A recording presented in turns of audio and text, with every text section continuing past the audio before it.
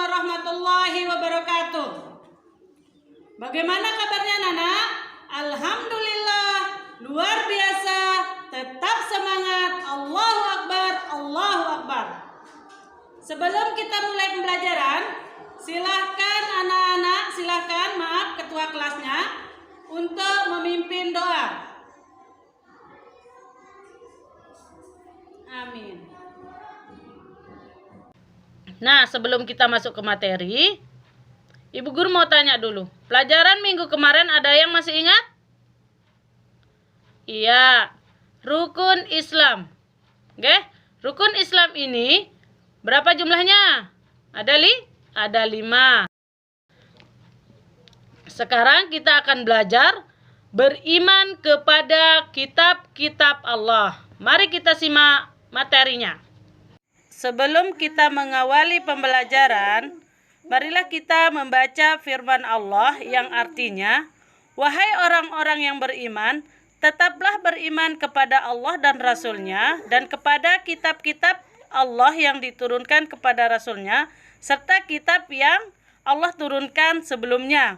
Barang siapa yang kafir kepada Allah, malaikat-malaikatnya, kitab-kitabnya, Rasul-Rasulnya, dan hari kiamat, maka sesungguhnya orang itu telah sesat sejauh-jauhnya."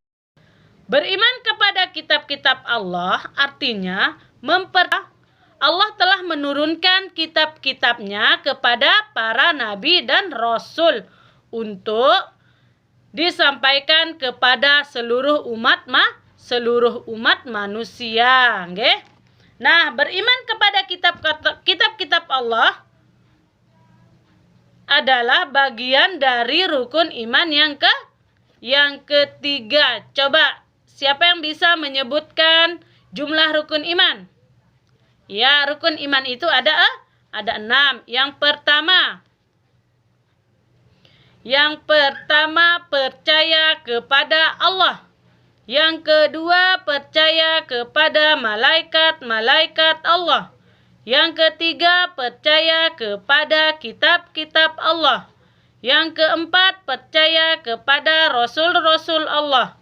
Yang kelima, percaya kepada hari kiamat. Dan yang terakhir, keenam adalah percaya kepada qadar Allah. Nah, hukum beriman kepada kitab-kitab Allah ini adalah wajib. Oke? Rukun iman. Hukum beriman kepada kitab-kitab Allah itu adalah wajib. Kitab adalah kumpulan wahyu Allah yang disampaikan kepada para nabi dan rasul melalui perantara malaikat Jibril untuk diajarkan kepada seluruh umat manusia sebagai petunjuk dan pedoman hidup.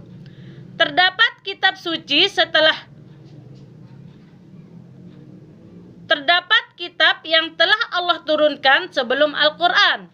Nah, berapa? Ada kitab-kitab yang diturunkan sebelum Al-Quran. Sebelum Al-Quran diturunkan, ada kitab-kitab terdahulu, yaitu yang pertama Taurat.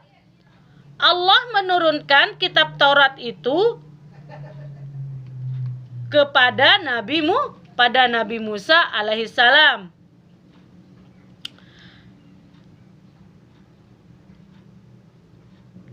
Kitab Taurat itu berbahasa Ibrani yang artinya syariat atau perintah.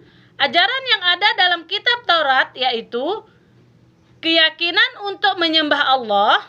Dalam kitab Taurat, keyakinan menyembah Allah dan larangan menyembah berhala.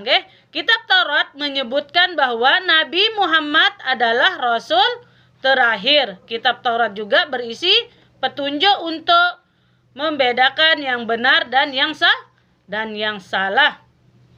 Yang kedua, Zabur. Kitab Zabur ini diturunkan kepada Nabi Daud alaihissalam dalam bahasa Hibdi. Ajaran yang terdapat dalam kitab-kitab Zabur berupa zikir, doa, nasihat-nasihat, hikmah, dan puji-pujian. Yang ketiga, Injil. Injil dalam bahasa Arab disebut Al-Basyirah. Artinya, kabar gembira.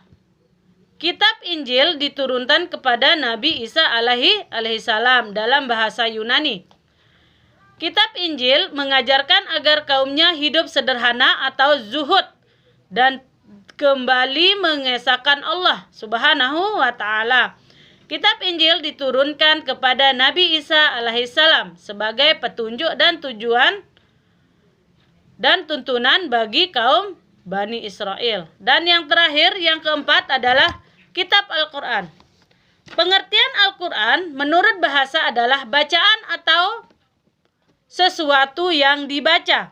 Sedangkan menurut istilah, Al-Quran adalah firman Allah Subhanahu wa ta'ala yang diturunkan kepada Nabi Muhammad sallallahu alaihi wasallam melalui perantara malaikat Jibril sebagai mukjizat untuk kemudian disampaikan kepada manusia.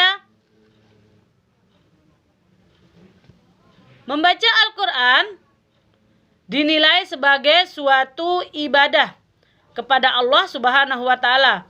Beriman kepada Al-Quran yaitu meyakini bahwa Al-Quran benar-benar wahyu Allah, bukan karangan dari Nabi Muhammad sallallahu alaihi wasallam. Nah, dan hikmah kita beriman kepada kitab-kitab Allah adalah meningkatkan keimanan kepada Allah.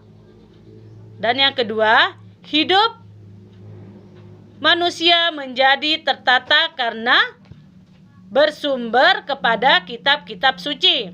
Dan yang ketiga, termotivasi untuk beribadah dan menjalankan kewajiban seperti yang tertuang dalam kitab-kitab suci. Yang keempat, menumbuhkan sikap optimis untuk beribadah dan menjalankan kewajiban-kewajiban agama seperti yang tertuang dalam kitab-kitab suci. Nah, anak-anak, itu tadi materi beriman kepada kitab-kitab Allah Subhanahu wa ta'ala.